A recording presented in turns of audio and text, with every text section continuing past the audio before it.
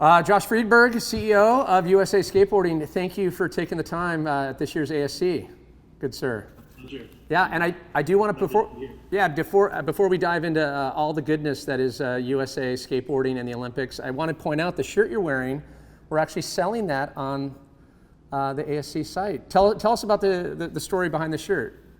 So Ricky Biedenbaugh, who is an amazing videographer, editor that used to work with us at 411, made these shirts as a tribute to some people that were his heroes. And it struck a chord with me because as a kid growing up in Kansas, Stacy Peralta showed me what the world was like, and yeah, I can't thank him enough. So excited to be able to wear the shirt. And then obviously Mike T and Jake and Spike, they shared what skateboarding culture is with the world in a way that no one else really has, and the value of that can't be understated. It's part of the reason we're at where we're at today. And now you find yourself in a unique position that you're going to be doing the same, but through a different route. I know you've been, for those that maybe aren't familiar with you, you've been skateboarding since 85, 84, right? I was Back to the Future generation, 1985. I just had this perfect storm of things happen. My friend came back from Florida with a new Gons board and the Future Primitive video, and that Back to the Future came out that summer, and my head exploded. I was like, oh, this is the world, and that's what I'm going to do. Yeah, Smith grinds on hoverboards, way easier. So let's get right into it. I want to know a current update, bring us through the update on all things Olympics and kind of planning. Where are we at right now? So, it's been a waiting game since the IOC in Tokyo announced that the Olympics were really on hold. And, up until maybe a month ago, there hadn't been a lot of communication just because they were working through all the internal processes they had to try and figure out, what do we do? There's a pandemic. No one's ever had to deal with this before. Okay. So, the radio silence is always the worrying part, but just within the last month or so, there's been a lot more communication coming from Tokyo, coming from the IOC, through the USOPC to the national governing bodies like USA Skateboarding. And just with that communication, the idea that with or without a vaccine for COVID, that they're going ahead with the games and putting all those countermeasures in place to make sure that everybody's going to be safe, and just working out the specifics. It's a massive operation. There's 25,000 or 30,000 people in the village. That's athletes and staff from around the world. Managing those pieces of it is complicated, but we continue to be encouraged by the news that we're receiving now, and expecting some more news the middle of October as things continue to shape up. I get asked this question so much, and I didn't know if is the qualification going to get reset, and will there be a few more qualifying events prior, or is it set with the initial list? One of the key tenets of the go-ahead plan from the IOC in Tokyo was that anyone who had qualified at that point was still qualified. They weren't going to discount that and take it away and start over again. Right. In the case of skateboarding, where no one's actually qualified until after the World Championships prior to the Olympics, what they decided to do was keep all the points in place that anyone had earned thus far. So qualifying is what it is as it stands. Our International Federation, World Skate, has let us know that they will give us 60 days notice before any qualifying events. Those are, of course, contingent on COVID and travel restrictions so that you can host an international event that's fair. But we're anxiously waiting. We're in a position where I think even without any events moving forward, that they will have skateboarders qualified for the Olympic Games. And regardless of points and a skater going into the World Championships, if he wins the event, he secures a spot, right? That's how it works? Yeah, so the World Championship is a direct qualifying event for the Olympic Games. So if you get on the podium, first, second, or third place in the World Championships, then you are going to be in the Olympic Games, and that's regardless of your point standing. I know this has been a long journey, not just for skateboarding getting into the Olympics, but for you as well, and working with the likes of Gary Ream and a lot of different governing bodies and a lot of voices in the room. Are you happy with how the qualification, the criteria, how it's evolved? Yes, I'm very happy with where we wound up because skateboarding in the Olympics is going to look like skateboarding, period. And that's a good place to be. A lot of other sports have been through processes that changed what they actually do, what the competitions were, who the athletes were. Those things that happen, I watched them happen, and I'm very glad that we're not in that position. It's a long-term process. You know, that's the other piece of this. This was the first attempt, and I believe that what we have is going to be solid and set a great foundation for moving forward. I mean, as someone that I've been on the inside, on the snowboard side, with dealing with IOC and covering a couple Olympics over the years, yeah, it's been one of those things that I think it slowly gets better. It has to, it takes a little massaging, but you feel like for the most part, the IOC is working in good faith and respects the culture and what skateboarding is. Absolutely. You know, the politics of Olympic inclusion are complicated, as you well know from the snowboarding side of things. And I think that the IOC learned lessons from that they were able to apply and make sure that the cultural side of skateboarding that actually drives skateboarding and established it and got it to this point was included in the discussion. You know, I wouldn't be sitting here talking to you if that wasn't the case. So we're excited that base and foundation is there. You know, the biggest switch for me has been thinking about things in an Olympic time scale. You know, they think in quads. So it's 4 years. And in those 4 years, you can move some things, you can't move everything. Whereas in skateboarding, we're used to like, that's a good idea, let's do it. Right. And in the Olympics, it's like, that's a good idea. Now you have to figure it out. And that might take a year or 2 or 4 or 8 or 12. And, you know, as long as the foundation's good and as long as skateboarders are involved in those decisions, then I believe that we'll continue to get better as we go. Yeah, and I think going to that street league format, it's digestible. I think it's easy for people to kind of just understand, people that are going to be new to it. There's going to be a lot of new eyes on skateboarding. And I know you've been really vocal about how excited you are, not just to showcase these guys, what they're able to do on the course, but the culture around it too. Maybe you can speak to that. Why that's a big component of this for you. Skateboarding is unlike any other Summer Olympic sport. It is a culture-based activity that has grown organically, driven by the passion of young people. And that is so very different than most of the traditional sports that are clubs and coaches and winning. So the value of bringing something that's based on culture and based on freedom of expression and fun to this Olympic format, I think has huge implications for the future of the games, the future of sport in general.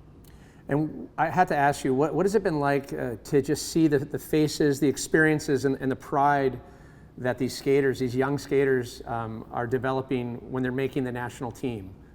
It's got to be, it's almost like you're the cool camp counselor, right? I always explain it this way, like skateboarding has afforded me so many surreal moments in my life just because it was this thing that I loved to do since I was 13 years old.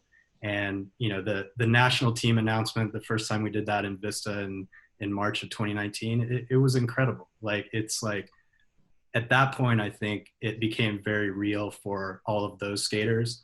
And as we continue to go through qualifying and continue to do these things, like the idea of representing your country in skateboarding didn't really exist. It's a culture based on performance and meritocracy and marketing and all these things, but it's just a new aspect that's been added. And I think the cool thing about skateboarding is that it's added this chance to represent your country and feel good about it, but it's done it in a way that's very skateboarding. So it's not, it's not contentious with other countries. It's like, yes, that's sick. I love your jersey. Let's trade jerseys. Right. It's all those things that you expect to come out of skateboarding, where the athletes, the skaters, have so much respect for each other. I love too how unapologetic you are about it. You've gone on record, you're like, no, skateboarding is going to change the Olympics. The Olympics aren't going to change skateboarding. Skateboarding is going to continue to roll on and always maintain its course.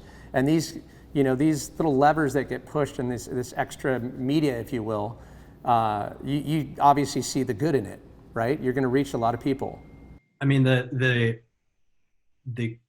the easiest comparison for me, or the easiest sort of touch point, and I've been able to travel a lot during the last 5 years in this process, and I've seen what's happening in countries around the world as skateboarding becomes an Olympic sport.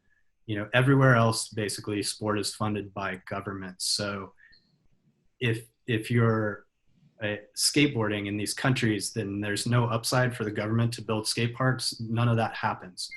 Now you have the Philippines building skate parks because Margie Lin has a real chance at winning a medal in the games. You have Turkey working on skate parks. You have Iran, you have China, you have all of these countries that are investing in skateboarding in a way that's providing access to kids that wouldn't otherwise have it. When that happens, we all know the path. It doesn't matter what sparks your interest in skateboarding. I didn't become someone that, sketches on cars with a flint on my tail like Michael J. Fox because I saw Back to the Future. On the fun of skateboarding, and it took me on this journey of my life that, I just am excited for as many kids as possible to have that opportunity and share what makes skateboarding special. I want to ask you about the Paralympic side, the adaptive skateboarding as well as wheelchairs. Is that something that you have a hand in trying to get entry and be a bigger part of the Olympics or Paralympics for that matter? One of our major initiatives at this point is to work on getting adaptive skateboarding and WCMX into the Paralympics in LA in 28. It is a long, complicated process to bring a new sport to the Paralympics as well. But we're organizing that and we're working through the mechanics of doing that. We have an amazing skateboarder and advocate for adaptive skateboarding and Oscar Loretto Jr., who's the head of our adaptive skateboarding committee. And we have a great committee of athletes, Dan Mancina and Wheels Fotheringham are both on there. And, to have their viewpoint and to try and use, like you said, we have these new levers we can pull on as a national governing body and as a part of the Olympic Games to try and do good things for skateboarding. Getting adaptive recognized and included in this process is one of the ones that we're really invested in. I'm curious also to know, we know and love skateboarding, and we've always known it to be a very diverse, I'd say forward-thinking, not just progressive in its approach to what it's being, what's able to be done on transitions in street, but really progressive in its mindset. There's been a lot of times where things will come up in skateboarding. I've always been pleasantly surprised the forward-thinking and the open-mindedness of so many skaters. Where does the U.S. team and the process? Where do you guys sit with the racism right now, and how are you addressing it with whether it be team members and moving forward and making that just a kind of a known stance where skateboarding sits on it all? Because I'm sure it's going to come up. You're right. Skateboarding is incredibly diverse compared to many sports. For a lot of different reasons. One, it's really accessible compared to many of the other sports. So financial status isn't a huge important piece of if you can participate or not. We don't have to fly horses around the world to be a skateboarder. So the chance to bring all these people with all these backgrounds and different views into skateboarding, I think is what has provided that base. It's not perfect. Like anything else, it's a reflection of the society that it lives in, and there are issues. But what I've been incredibly excited about in skateboarding is that I've watched, Black skaters, other people of color, different gender identification, all these people are starting to carve out their niches and make sure to provide safe spaces for participation in a way that didn't happen. That's one of the things that's been really cool. As USA Skateboarding, we are taking a very specific anti-racism, stance. Obviously, it's something that we can do that as a national governing body, making sure that we're diverse and making sure that we are paying attention to diversity and equality and inclusion is one of the things that we have to do as a national governing body. So we're taking those steps right now. We're actually going to have Dr. Neftali Williams is going to head up our diversity committee, and very excited to bring him on board. Yeah. Lastly, I want to ask you, when people finally get their eyes and they see the U.S. team there and competing, obviously, if I was doing play-by-play, I couldn't, root for US, but obviously I'm, going to root for US here. But what are you hoping people take away when they see, finally see skateboarding in the Olympics? I think the takeaway is really three things. One, that these are elite athletes, period. I think that skateboarding's been looked at as a hobby and this random thing. And, it's dealt with the misconceptions of being a subculture for many, many years. The interesting piece to me is that everyone acts like skateboarding has gone into the mainstream, but I actually feel more like the mainstream has come to skateboarding.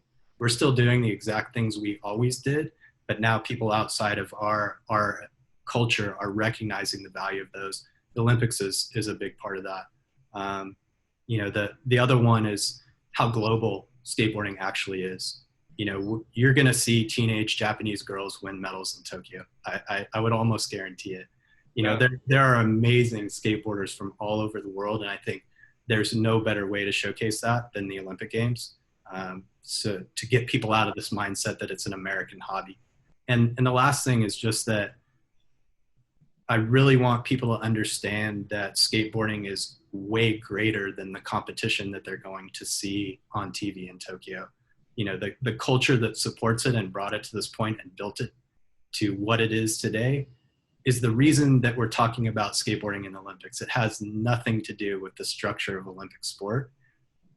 I appreciate the IOC for recognizing the value of that, and I'm excited to see how we can grow from there. Looking forward to Paris and LA in 2020. For sure, and I know you bringing up the the young female Japanese skaters, getting gold. I mean, we've come a long way from Alyssa Steamer. I think she's influenced both men and women. It's such an exciting time. I wish you great success, Josh, and just onward and forward, and we'll be looking for you in Tokyo. I will look forward to hanging out with you in Tokyo next summer. Thank you very much. Absolutely. All right. All right. Take care. Talk soon.